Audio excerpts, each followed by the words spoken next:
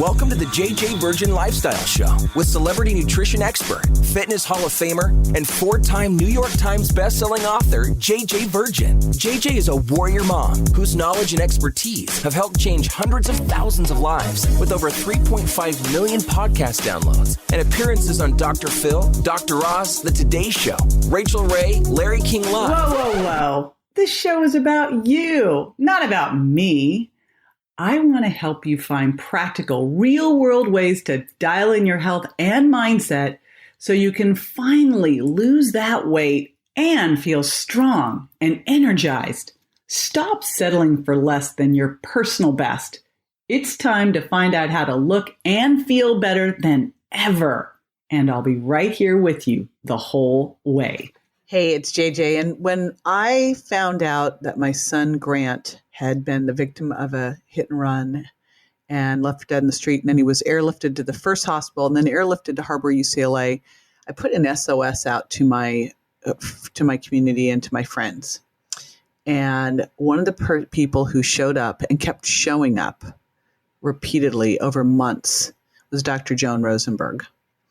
And she would just come, she would just sit with me, and just her mere presence, I was like, just calmed me down. I was like, oh my gosh, I felt like she was my security blanket. And I just feel so fortunate to have Joan in my life. She also, I pulled her into my Miracle Mindset Academy when I was launching Miracle Mindset, that is now the Warrior Mom book, because I wanted her to teach these strategies that she teaches. And what you're going to hear in this interview is she has such a different approach to emotional strength, to confidence, to especially fear and anxiety, a totally different way to think of these things, and really a simple process that you can walk through so that you can have more emotional strength, so you can build more resilience, so that you can handle anything. And that is what I brought her into the Miracle Mindset Academy to teach. And she's finally written the book on it. I was like, we got to write the book, Joan, got to write the book. She's the author of the book, 90 Seconds to the Life You Love, and 90 Seconds to a Life You Love, How to Master Your Difficult Feelings to Cultivate Lasting Confidence, Resilience, and Authenticity. So let me tell you a little bit about Joan. I actually met her at a Brendan Burchard event and stalked her. I admit it, I really did. I kind of stalked her around because she had such good energy. You know, some people that just vibrate at a different level. Joan is one of those people. And so I met her there. I remember at the time she was working on a brand, Emotional Pilates. I was like, that is the coolest thing. She's a cutting edge psychologist. She's a speaker and a trainer. She's actually a 2-time TEDx speaker and a member of the Association of Transformational Leadership. She is a professor of graduate psychology at Pepperdine University. And I didn't know this about her. She's a United States Air Force veteran, and she's just a super awesome friend. So I love this interview that we did. There are some tools you can put into immediate use here. You will want to definitely go to jjvirgin.com/90 seconds, and that's 90 seconds. So the numbers in the word, 90 seconds, and you are going to be able to download her free gift. So before we dive in, I want to do a shout out, and I got to tell you, we love your reviews. Thank you so much if you've left a review, because the whole team reads them, makes such a difference. And besides us reading them, I know that there's like podcasts all over the place, people to go, should I listen to this? So your reviews help a ton. This one says, informative, ! 5 stars. And it's by Julie with a K. Okay, Julie with a K. Where's the K go?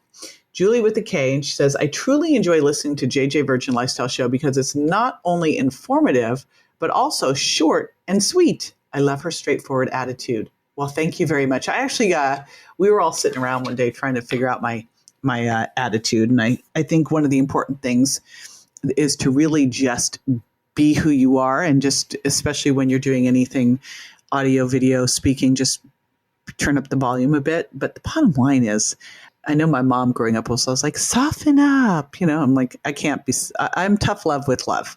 Like, I totally want to see you take charge of your health, be your own health detective, show up stronger. And I know you've got it in you. And so sometimes I might push you a bit. And so that's tough love with love. That's my straightforward attitude. So thank you so much, Julie Kay, for that.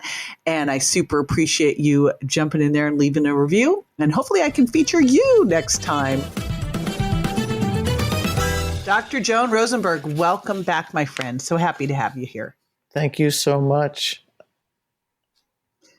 Excited because this book that we are going to be kind of pulling back the curtain and giving people a sneak peek on, 90 Seconds to a Life You Love, How to Master Your Difficult Feelings to Cultivate Lasting Confidence, Resilience, and Authenticity. It's been a long time coming, my friend. Yes, it has. No kidding. This has been a 10-year journey, actually. Yes. Well, I saw the power of all of that you do firsthand, because I brought you in as one of the instructors into my Miracle Mindset Academy, and you taught this 90-second approach and blew people away. So I can vouch for it personally, and then with thousands of people, what I've seen with your work. So let's dive in first about confidence. And because a lot of things you're talking about, confidence, resilience, they get kind of bandied around, but I'm not even sure people fully understand what it means. How do you know if you're feeling confident? So let's start first with confidence. So what really is confidence? And then, is it something that you can develop? Is it something like you have an issue because of your childhood? Like, what's going on there? You know what? To me, confidence develops when you have the deep sense that you can handle the emotional outcome of whatever you pursue. And what I realized actually across writing the book, JJ, is that it's an embodied sense. You do something so often, or you speak so much and develop confidence that way, or you take actions and develop confidence in that regard as well. And the more you do it, the more it actually becomes a deep felt sense in your body. So I think of it as someone's, the experience both in the body of I can do this, as well as the belief that I can do this. And then people can go after whatever they want. You have a formula. I love formulas. Yes, I do. I'm a total left brain person. Yes. And I remember when we first met, you had a brand called Emotional Pilates, which I thought was just a very cool name for this whole idea that kind of like we can take our self-confidence, we can take our emotional health to the gym, basically. Yes. Right? Yep. So can you give us a little idea now? I'm sure the formula, you walk us all through it in the book, but can you tell us a little bit about this formula you've created to do this? Absolutely. And so to also answer the first part of your question this is totally learnable. There isn't a thing about confidence or resilience, the quality of bouncing back, that isn't learnable. It's all learnable. So for me, the approach comes down to the base of it really is being able to handle the unpleasant feeling outcome of things not turning out the way you want. So the formula for handling unpleasant feelings or difficult feelings is this idea of one choice, 8 feelings, 90 seconds. Let me walk you through it. The one choice is the choice to stay aware of and in touch with your feelings rather than avoid them. That's the most important thing. It's being aware. You're going to choose awareness as opposed to avoidance. The second are the 8 feelings. And I've spent, more than 4 decades in the field of psychology. And what I've come down to in all my work with people is that if they can just handle 8 unpleasant feelings, they can, again, same thing, they can go pursue whatever they want. And the 8 feelings. You make this sound so simple, but it it really comes down to, I hate it unbelievably, it comes down to this simplicity. Good. That's fantastic. People spend years in therapy and it's like, okay, well, you just need to be able to handle these 8 unpleasant feelings. And I remember you telling me, and they don't last long. So let's go through. Okay. They're sadness, shame, helplessness, anger, vulnerability, embarrassment, disappointment, and frustration. And if you stop and think about it, those are the most common reactions to things not turning out the way we want. And are there some that are more difficult to tolerate than others, or is it individual? That's totally individualized. So let's say, early on, I realized I didn't want to get totally invested in my high school, football team's winnings. And what I realized is I didn't want to feel disappointed. But then I looked at how that carried across the rest of my life too. And it's like, oh, disappointment at that time was hard for me. So it could be different for different people. And that depends on their life history entirely. And how do you know how to identify what you're feeling? Because you feel it in your body. Now, this is the whole beauty of the whole approach. So, and that takes us to the 90 seconds. What people don't understand is that we generally experience feelings in our body first. So, and then the feelings travel faster than thoughts do, or bodily sensations travel faster than thoughts do. So once we have the awareness of the bodily sensation, then we tend to give it a name. So then, it's like my face gets red. Oh, then I'm realizing in a microsecond or a nanosecond, I realize I'm embarrassed. And so, or I feel butterflies in my stomach and then I give that a name, or I feel heaviness in my heart and I realize I'm sad. So that's how we kind of know it. So it's when a feeling fires off, we feel this kind of wave or rush of biochemicals in our body, and that's what activates those bodily sensations. But the beauty of it is all those biochemicals flush out of our bloodstream in roughly 90 seconds. So that and the kicker here, and this is where the simplicity comes in, JJ, it's not that people don't want to feel unpleasant feelings. They don't want to feel the bodily sensation that lets them know what they're feeling emotionally. Well, really, if you didn't have the bodily sensation, you may not even be aware you're feeling it, right? Exactly.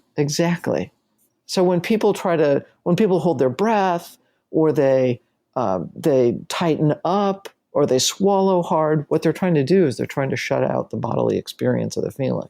Mm.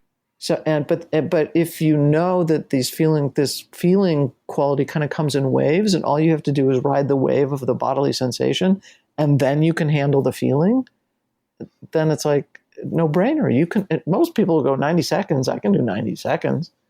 And is it just once 90 seconds and you're done with it? Or does this no, that's probably, and that I is can probably totally do the 90 seconds.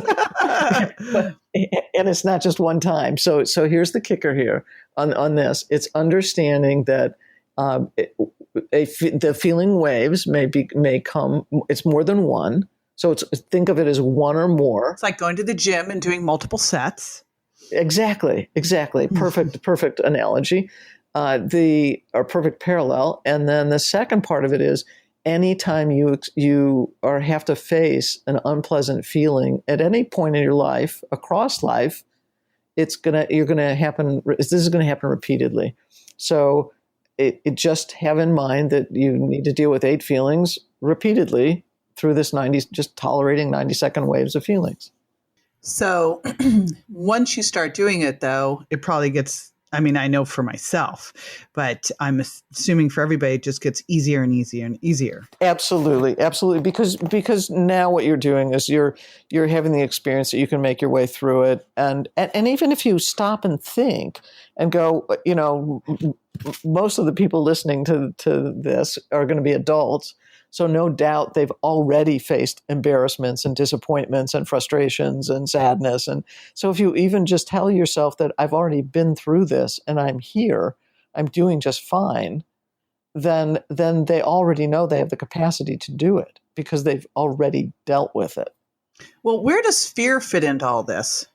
Oh, I love that question. Fear is danger in the moment right now. And most people misuse the word. So if I say I'm afraid of public speaking or I fear public speaking, it's not that you fear public speaking. It's actually that you fear vulnerability. You fear getting hurt. Mm. Or actually, I would take the word away. You don't fear it because you're not in danger. So the word fear should just be reserved for the times when there's genuine life threat or danger. So we really overuse fear. Totally. And the same thing with Fear anxiety. of public speaking, like your life is not in danger. Correct. You're probably concerned about embarrassment. Exactly. Embarrassment and vulnerability. Yes, absolutely. So a lot of fear, it sounds like, is just misdirection. Totally agree. Yes, that's the way I would claim it. In fact, I talk about that in the 90 Seconds book. I differentiate between fear and anxiety, and anxiety is also overused and misused. And instead, I think people ought to be using the words like vulnerability or embarrassment, because vulnerability, the way I define vulnerability in the book is that it's an openness when we choose into vulnerability, because there's a vulnerability that we don't choose into when we all experience it. So the whole notion of vulnerability is we could be hurt, right? Then there's vulnerability that we choose into. So when I want to make a deeper connection with a friend and I say, I like you, or I love you, or I want to spend more time with you, that's being vulnerable. Or if I put myself in a situation to do public speaking, or I want to go pursue becoming a top athlete, I'm going to face disappointments and those kinds of things, but I'm choosing into vulnerability. Even playing charades in front of a group is vulnerability. You're choosing into vulnerability. So what you're basically saying there is, I'm open to being hurt. There's an openness and willingness to be hurt or to learn. And I would imagine every time you put yourself into a vulnerable situation, you go, wow, that was not a big challenge. You let yourself feel it. Then you're like, I can, you put yourself into increasingly more vulnerable situations, or, right? Sure. Yeah, absolutely. And so here's the secret key on that one, JJ. So this is total giveaway for you. The way you handle vulnerability is to be able to handle the other 7 feelings.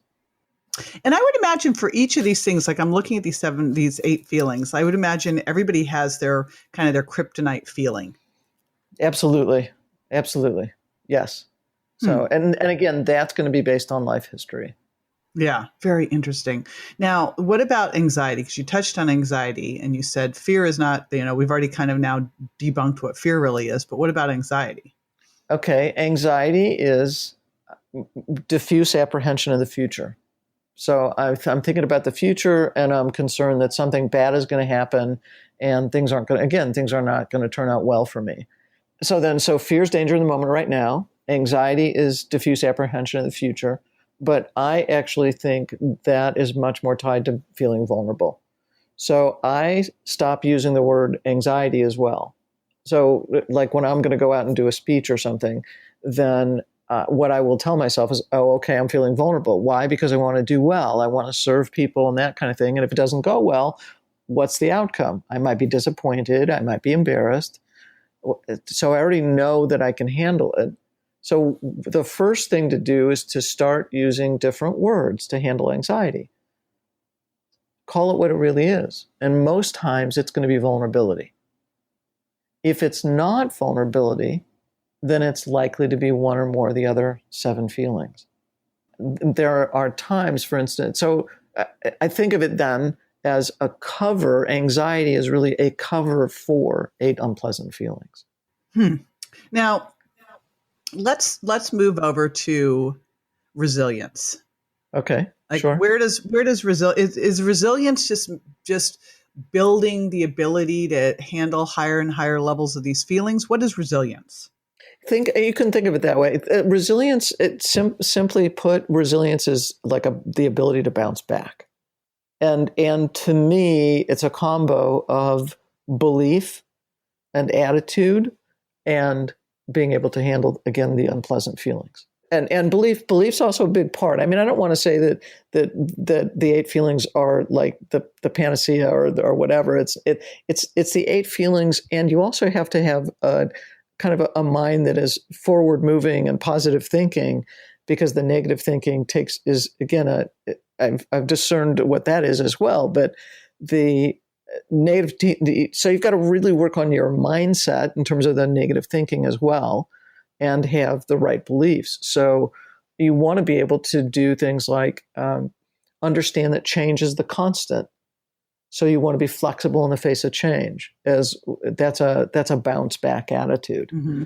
Or you want to approach life from a curious and an open stance, as opposed to always anticipating the negative. That's a bounce. Again, the being curious and open is a bounce back attitude. Or you're willing to learn from every experience you go through. It's a bounce back belief or attitude. Being willing to ask for help. That's a bounce back attitude, or an action in this case. Or things like believing in something bigger than yourself, or faith, or doing good for others. There's so many attitudes that one can adopt. I think I put 20 or 25 different kind of attitudes that you can hold, or actions you can take to develop more resilience. And same thing, just like confidence is learnable, so is resilience. Well, so how do you know which, it seems like for a lot of these things, there's probably within like those 8 feelings and all those different attitudes, there's ones where you're strong and ones where you could develop more. Is there a way to know where you need to do some work? Yeah, I think what ends up happening is that, again, what I've done is I've actually provided lists for people. So the thing is to go through those lists and then to be able to tell the ones you're weak in. You just choose into that. And my thing is, you think of it as developing a skill over time. Each attitude you can think of as a separate skill. Mm-hmm. And it just as to use your kind of muscle rep in the gym idea, you go in and you keep practicing it. So you don't just exercise the attitude once, or you don't just exercise with your muscles once. You're doing it multiple times a week, and you're doing multiple repetitions. So it's the same for developing these kind of attitudes or beliefs. So learning to handle these 8 feelings, and then, amplifying these attitudes, is that the formula really for developing emotional strength? That's part of it. Yes, the unpleasant feeling part in particular is one major piece of it. So what I've taken to doing here is also redefining the idea of emotional strength. And I have 2 words for it. One is feeling capable, and then the other is being resourceful. The whole idea of feeling capable is tied to dealing with the 8 unpleasant feelings. So that is a big part of it. So, and what I realized over time, seeing all these clients, was that someone didn't feel capable in the world until they felt like they could manage or handle unpleasant feelings. That's the first part. The being resourceful part basically is feeling comfortable with leaning on others, being dependent. Most of us don't like to be dependent, and we're taught not to. If we get cool with leaning on others, then what we're able to do is to acknowledge our needs and limitations, which allows us to ask for help. Mm-hmm. And which means that asking for help is put squarely in emotional strength. Wow. And then the third part of that is to just receive graciously.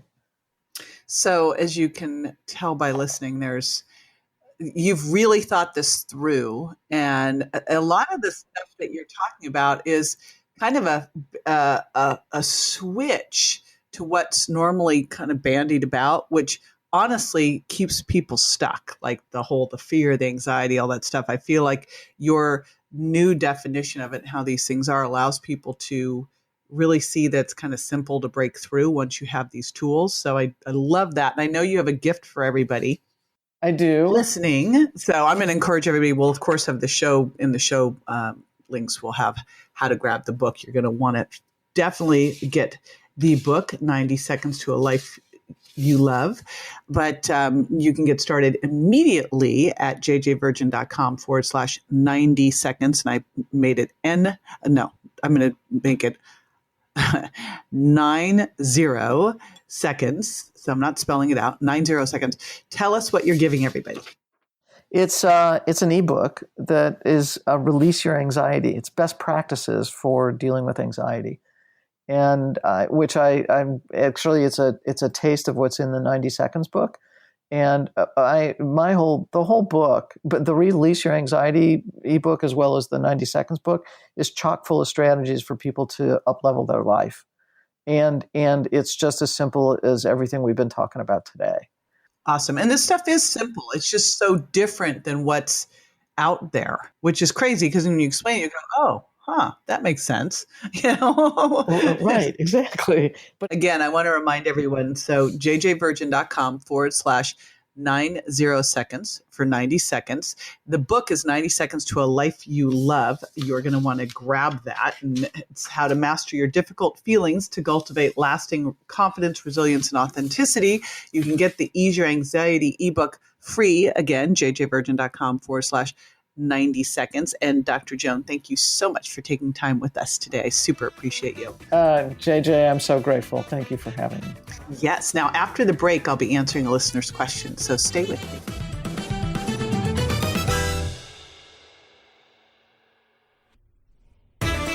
Welcome back. This is the time where I answer a listener's question.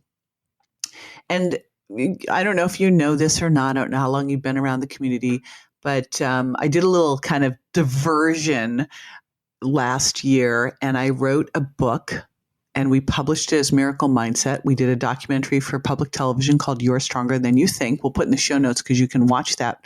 The premiere, well, now it's no longer the premiere. You can watch it for free, and we'll give you the links to that. And then I brought the book back out. I actually retitled it Warrior Mom because it just felt like the right title. 7 Lessons to Strong, Bold Resilience.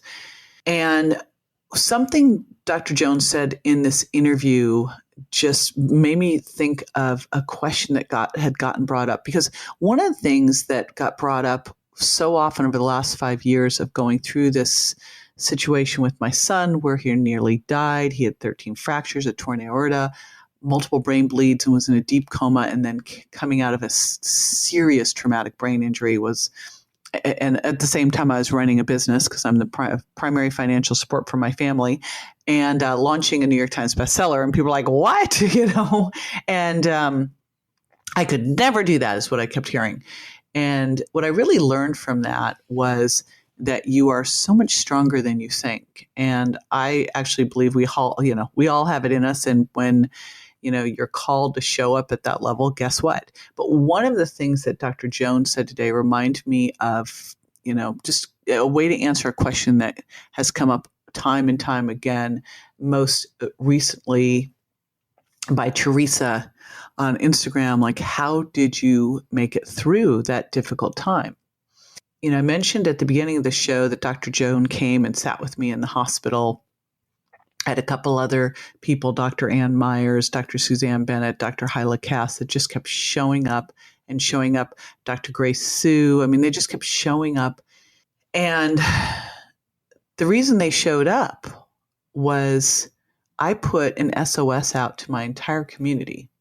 First of all, the reason they showed up is they're awesome humans. They inspire me to be a better human being, but they wouldn't have known about it if I hadn't have put an SOS out into my community and said, this is what's going on. And I don't need your sympathy. I need your support. Any ideas you have, anything that you know that could help my son. And people just started showing up. Now, I will share with you candidly that I had never been one to ask for help prior to that. I always felt like it was a sign of weakness. Now I'm wondering, listening to Dr. Jones' feelings, if I just, was I afraid of the disappointment? Was I afraid of being vulnerable? Was I afraid of, being helpless? What was really going on there? But when your son's life's on the line, you do a lot of things you wouldn't normally do. And what I found from this, and then really looked in my own life, is what gives me the most joy in my life is helping others, is lifting other people up, is supporting other people. So is it really fair to not let other people do that for me? Right? I mean, it doesn't make any sense. And it's not like you go and help someone, you go, now they owe me. No. It's more like karma in the universe, is that you go out and you see how you can help other people, knowing that when things go sideways for you, you ask for help too. It can be as simple as like, I just had a big New Year's Eve and New Year's Day party, and I looked at the whole situation. I just had surgery 2 weeks prior. I think I might have been crazy. I have 40 people coming over, and I'm like, I'm going to need some help. And I had everybody help. Like all the party goers pitched in, and we had just the most amazing time because everyone, you support what you create. Everybody felt like they brought something. It turns out that when you really look at tribes, everyone in the tribe has a role. Everyone's doing something. So the big takeaway for today is, if you're concerned that asking for help is a sign of like helplessness or vulnerability, or someone will let you down, I really encourage you to start this one and start asking for help. You will be amazed at who shows up. And you'll also be amazed at just the amazing support you have out there and how great it makes other people feel to help you. Okay. I know that's a little bit different than our usual topics. I didn't tell you to put down the cookies. Well, I'll tell you that too. But anyway, if you have not yet subscribed, I do not want you to miss any of this goodness. So make sure that you subscribe while you're there. If you can share these episodes with friends who you know this will help, that's awesome. And I will see you next time. Bye. That's all for this episode of the JJ Virgin Lifestyle Show, which marks another step towards a healthier body and mind. Don't forget to rate, review, and subscribe to the show, and we'll talk to you next week.